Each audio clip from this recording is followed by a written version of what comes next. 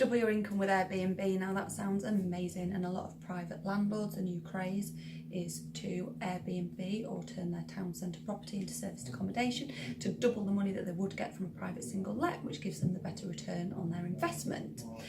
One thing that they don't tell you when you go on these courses is that you will also double your stress and you will double the time involved in your property as opposed to a private single let. I ultimately believe that this is going to turn into a sort of housing crisis. A lot of landlords are doing this, which means that there is less affordable, good quality rental property in Harrogate for local renters. Deposits are at an all-time high for buying a property, so a lot of people are renting long term. Where are they going to live if all these properties are being turned into Airbnb? I know that we're getting a lot of new developments being built, but they're not affordable.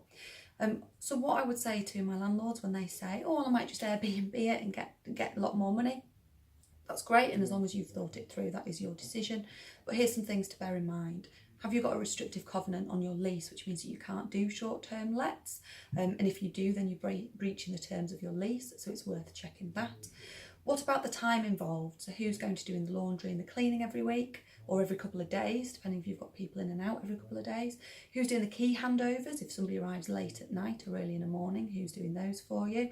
What about the utilities you've got to provide? You've got to provide broadband, TV, pay the council tax, whereas a normal single let the tenant would do this themselves. What about the void gap? So yes, you could double your income, but it's not going to be full every night. So yes, when you've got conferences and things on like that.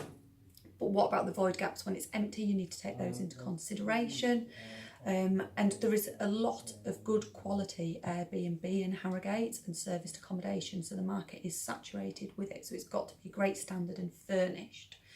What I would say is stick with a single private let.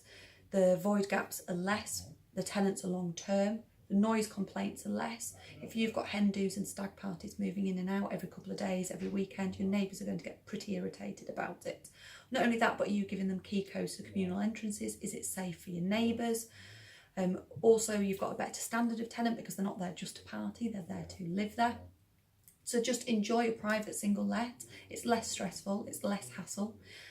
Get the money in, and the time that you've got not dealing with Airbnb, spend on holidays or with your family. Just enjoy your investment and enjoy the capital growth that buying a rental property in Harrogate will bring you.